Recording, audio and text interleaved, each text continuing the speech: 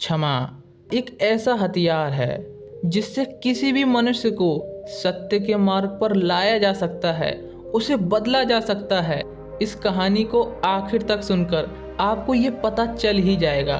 तो चलिए कहानी शुरू करते हैं। एक बार गौतम बुद्ध एक वृक्ष के नीचे बैठे अपने ध्यान में लीन थे। ये ध्यान वो काफ़ी दिन से कर रहे थे। एक दिन एक शिकारी उस रास्ते से गुजर रहा था। उसने महात्मा बुद्ध के बारे में बहुत सुना था, उनके स्वभाव के बारे में, उनके ज्ञान के बारे में, लेकिन ये सब सुनकर भी वो संतुष्ट नहीं था। वास्तव में उसे महात्मा बुद्ध की बातों पर कोई विश्वास नहीं था। उसने जब महात्मा बुद्ध को ध्यान में देखा तो उसके मन में विचार आया, क्यों ना महात्मा बुद्ध की परीक्षा ली जाए। इससे उनकी वास्तविकता का पता चल ही जाएगा कि वो कैसे हैं। शिकारी वहीं पर खड़े होकर सोचने लगा कि क्या किया जाए। तुरंत उसके मन में विचार आया।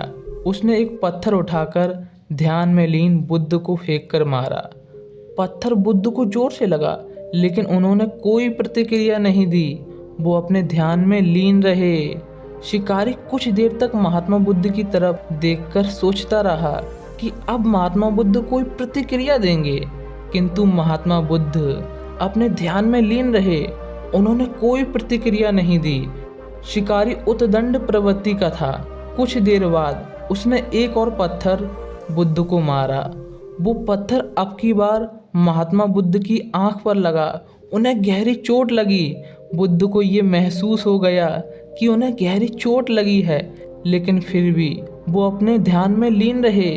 शिकारी क्रोधित हो गया। उसे समझ नहीं आ रहा था कि इतनी चोट लगने के बाद भी वो कोई प्रतिक्रिया क्यों नहीं दे रहे हैं। शिकारी एक और पत्थर उठाकर बुद्ध को मारता है। अब की बार पत्थर बुद्ध को बहुत गहरी चोट पहुंचा गया। उन्हें इतनी पीड़ा हो रही थी कि उनकी आंखों से आंसू निकल आए, लेकिन तब भी वो अपने ध्यान में लीन रहे। ये देखकर शिकारी से रहा नहीं गया। वो बुद्ध के पास जाकर बोला, हे महात्मन, मुझे आपसे कुछ पूछना है। बुद्ध ने अपनी आंखें खोली। बुद्ध की आंखों की चमक से शिकारी हैरान रह गया। बुद्ध ने कहा, पूछो, क्या पूछना है। शिकारी ने कहा, मैंने आपको पत्थर मारा, आपने कोई प्रतिक्रिया नहीं दी, जबकि आपको चोट लगी है, आपको पीड़ा हो रही है, आपने क्यों कुछ नहीं कहा। बुद्ध ने बड़े ही शांत स्वर में कहा, पत्थर से मेरे शरीर को चोट लगी है, शरीर को पीड़ा हुई है, मेरे मन को नहीं।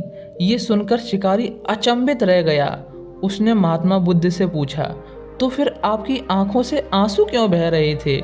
इस पर महात्मा बुद्ध ने कहा, तुम्हारे द्वारा किए गए अनुचित कार्य के बारे में सोचकर मेरा मन पीड़ा से भर गया था, इसलिए मेरी आंखों से अश्रु बह रहे थे। तुमने इतना बड़ा पाप किया है और तुम्हें तो इसके बारे में पता भी नहीं है। तुमने कितनी चोट पहुंचाई है, तुमने कितनी पीड़ा पहुंचाई है। ये सब सुनकर शिकारी हैरान रह गया और महात्मा बुद्ध के चरणों में गिरकर क्षमा याचना करने लगा और बोला, हे महात्मा, मुझे माफ़ कर दें। मुझे आप पर विश्वास नहीं था।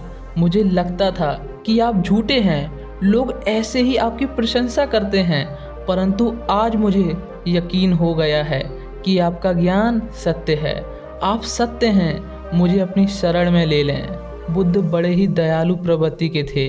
उन्होंने शिकारी को माफ़ कर दिया और अपनी शरण में ले लिया।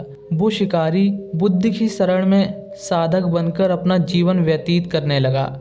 जब भी हम ध्यान करते हैं तो छोटी छोटी चीज़ें ही हमें विचलित कर देती हैं।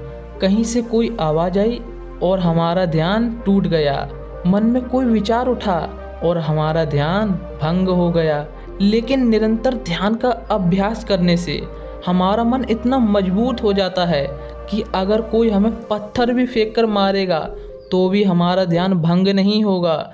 और पीड़ा पहुंचाने वाले से क्षमा करने वाला महान होता है। यदि आपको कोई पीड़ा पहुंचा रहा हो, इसके बावजूद भी आप उसे माफ़ कर देते हैं, तो उस आदमी का हृदय परिवर्तन होना निश्चित है और वो सत्य के मार्ग पर चलने लगता है।